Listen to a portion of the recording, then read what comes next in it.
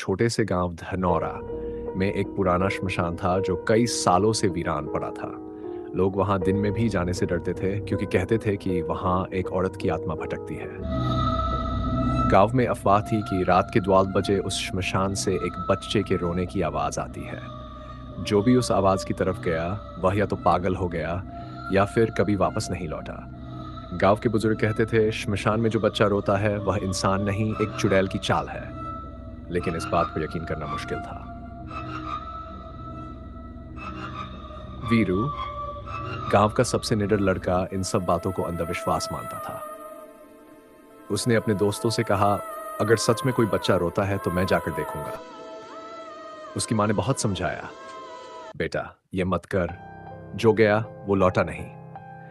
लेकिन वीरू ने किसी की नहीं सुनी और रात की रफ्तार पर श्मशान की तरफ बढ़ा। जैसे ही वह श्मशान के पास पहुंचा, ठंडी हवा चलने लगी। पूरा इलाका अजीब तरह से सन्नाटे में डूबा था। अचानक हुआ हुआ किसी छोटे बच्चे के रोने की आवाज सुनाई दी।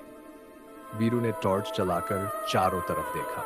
सामने एक छोटा बच्चा सफेद कपड़ों में बैठा था और जमीन पर अपने छोटे छोटे हाथों से रेत से खेल रहा था। वीरू ने उससे पूछा, बच्चे तुम यहाँ अकेले क्या कर रहे हो?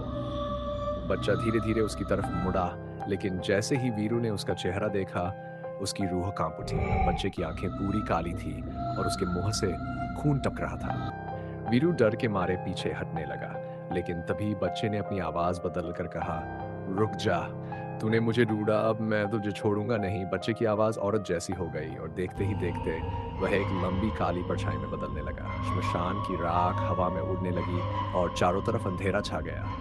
वीरू ने भागने की कोशिश की, लेकिन वह हिल भी नहीं पा रहा था। तभी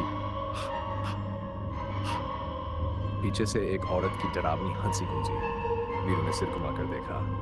वह चुड़ैल सफेद साड़ी में हवा में तैर रही थी। उसके लंबे बाल जमीन तक छूल रहे थे और उसकी आंखें लाल चमक रही थी। वीरू की चीख गांव तक सुनाई दी। गांव के लोग डरे सहमे श्मशान की तरफ भागे, लेकिन वहां वीरू सिर्फ जमीन पर